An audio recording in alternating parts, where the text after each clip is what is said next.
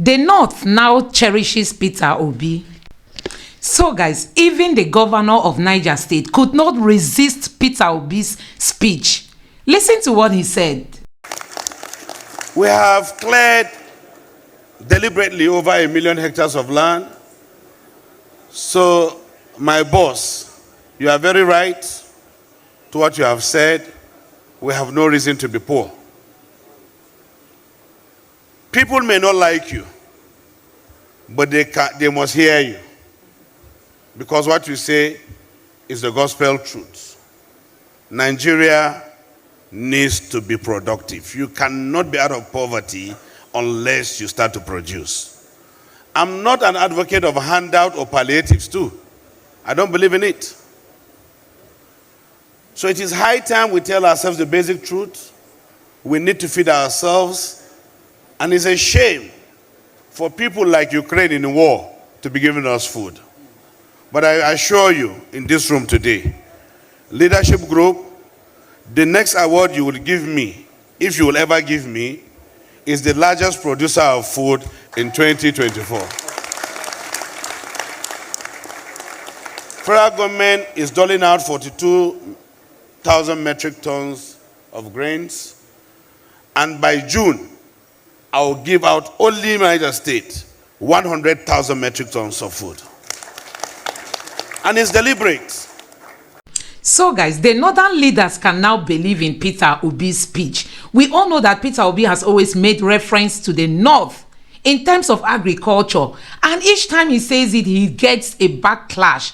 They would ask him, who told you that poverty is only in the north? But now the northern leaders are coming to terms with the reality on ground that we must start to cultivate so as to feed our people and also export.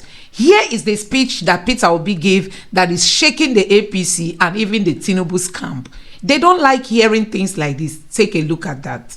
First is most sincerely thank leadership for this event. Thank our keynote speaker. Thank you very much for that wonderful presentation. And I thank all that are gathered here. For me, I always say this award is I'm grateful to the Almighty God that I have this opportunity and always opportunity wherever possible. I've said this every day. I am not desperate to be president of Nigeria. I'm desperate to see Nigeria walk. Thank you. I'm desperate to see Nigeria. Yes. The keynote speakers said today. I didn't say in my tweet yesterday. We have no reason being part of poverty in the world, especially in the north. The north have no reason to be poor. We make more money in this country from agriculture than we make from oil any day, any time. So it's happening everywhere. I read yesterday that Ukraine is giving Nigeria grain. Ukraine is at war. The whole of northern Nigeria is 744, 268,000 square kilometers. Wow. Ukraine is 603,000 square kilometers. They have no reason to give us grain. Because we have land. Why they give us grain? Because 60% of their land is cultivated, 60% of our own is uncultivated. And people even say it's from northeast. I might be governor of Niger State here. Niger State can feed Nigeria. Niger State can feed Africa. Niger State is occupying 76,300 square kilometers of land. They can feed Nigeria.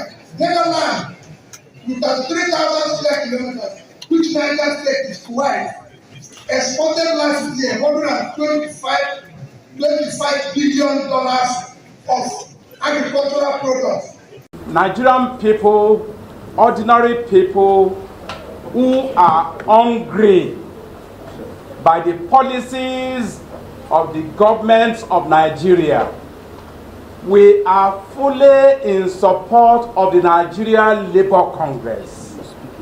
Whenever the Nigerian Labour Congress calls any action, we have no choice but to support the Nigeria Labour Congress.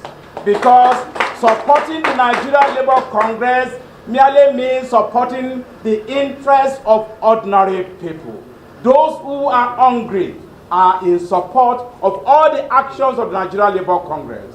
And we condemn all the intimidations that the president of Nigeria Labour Congress has reported here. We confronted the military.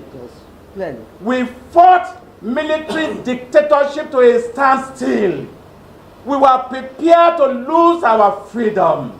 We were prepared to lose our life. No elected government in Nigeria will succeed in intimidating us into silence. We reject all the intimidations of the Nigeria Labour Congress. And we ask President Bola Ahmed Tinubu to stop, call its agencies and mad dogs to order. They should allow the free expression of the democratic rights of the Nigerian people. This government, in my own opinion, is the worst government in the entire history of the Nigerian people. When we consider all indices of living standards, is it devaluation of the currency? Is it flotation of the currency? Is it the price of goods? Is it inflation? Is it employment or unemployment? Insecurity is unprecedented. A government that has put in place policies that have brought about unprecedented poverty will only reap unprecedented peaceful mass resistance. So guys, it is scary to know that the amount of money Ukraine makes from agriculture is the same thing Nigeria makes from oil. I mean oil, the almighty oil. We make the same money, the same amount of money in terms of the revenue we get from oil and the revenue Ukraine earns from their agricultural products. And in Nigeria, people look down on agriculture. Can you imagine? This government is not thinking. Since this government came into office, they've been busy going after the Yahoo boys, fighting, or going after the bureau de change people and all that. Nobody is talking about how do we end insecurity in Nigeria? How do we get Nigerians back to the farm? How do we make sure we end this food insecurity that we are having today? So guys, this is the message Peter Obi has been campaigning on, that we must get our people back to the farm. We must be a productive, population. Nigerians must be working if we want to stabilize our economies and stabilize the naira. That Nigeria has to work. I mean, the Nigerian people must be working. That is the message Peter Obi has always been giving. But each time he says it, they say, is it statistics we go chop? And now, what is happening in Nigeria? Let me know what you think about all this in the comment section below. Please don't forget to subscribe to the channel and turn on the notification bell. Thank you.